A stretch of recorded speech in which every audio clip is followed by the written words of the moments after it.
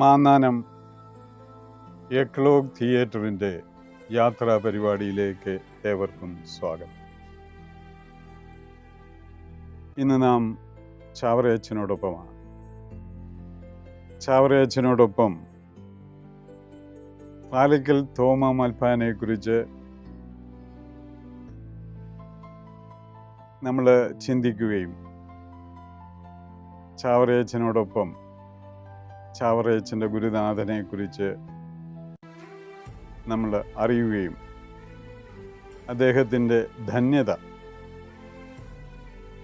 നമ്മൾ മനസ്സിലാക്കുകയും ചെയ്യുന്ന ഒരു എപ്പിസോഡാണ് ഇത്.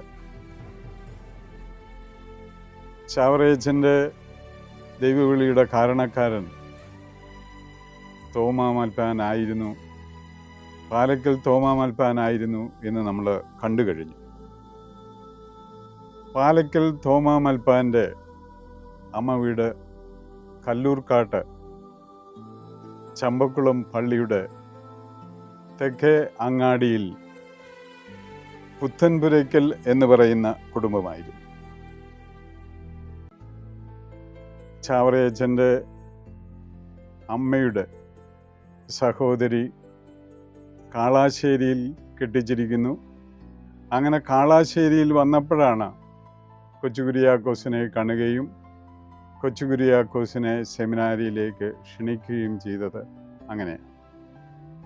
അതുകൊണ്ട് ദൈവവിളിയുടെ പ്രാരംഭകൻ, കാരണക്കാരൻ, അതിന് പ്രചോദനം നൽകിയ വ്യക്തി എന്നുള്ള നിലയിൽ പാലക്കൽ തോമാ മൽപ്പാനെ അതീവ സ്നേഹമായി.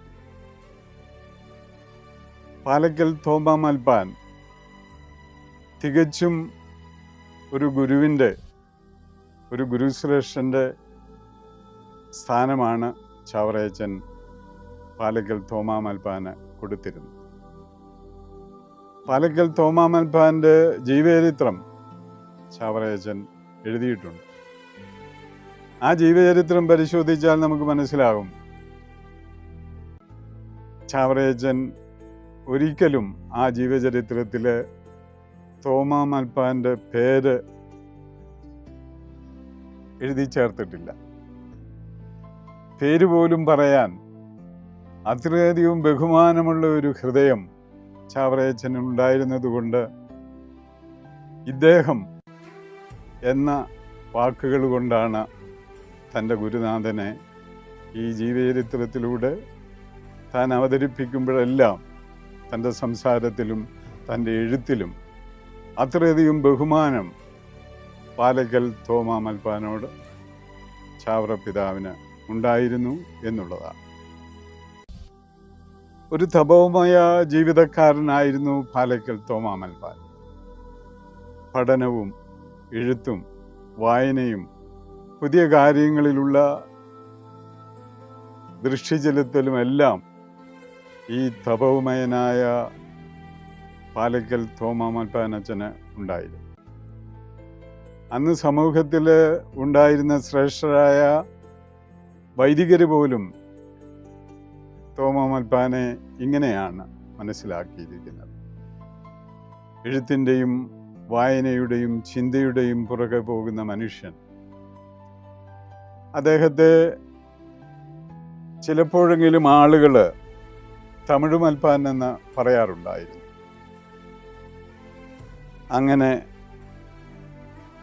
പഠനത്തിലും ചിന്തയിലും പ്രാർത്ഥനയിലുമെല്ലാം ഒരു തപോമയ ജീവിതം, ഒരു താപസ ജീവിതത്തിൻ്റെ ഉടമയായിരുന്നു എന്ന് നമുക്ക് പാലക്കൽ തോമാ മൽപ്പാനെ കുറിച്ച് നമുക്ക് പറയാൻ സാധിക്കും.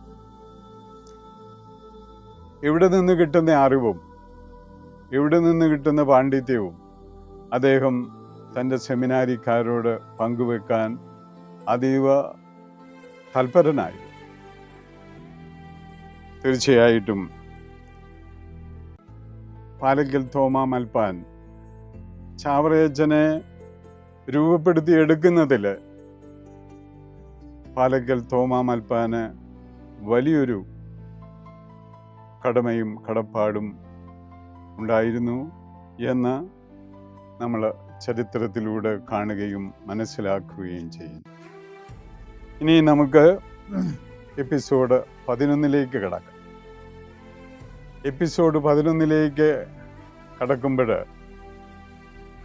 ചാവറയച്ചൻ്റെ പൗരോഹിത്യത്തെക്കുറിച്ചാണ് നമ്മൾ ചിന്തിക്കുക. എവിടെയായിരുന്നു ഈ പൗരോഹിത്യ സ്വീകരണം, പൗരോഹിത്യ ജീവിതം എവിടെ തുടങ്ങുന്നു എന്നതിനെക്കുറിച്ചുള്ള ഈ എപ്പിസോഡിൽ നമുക്ക് കാണാൻ സാധിക്കും.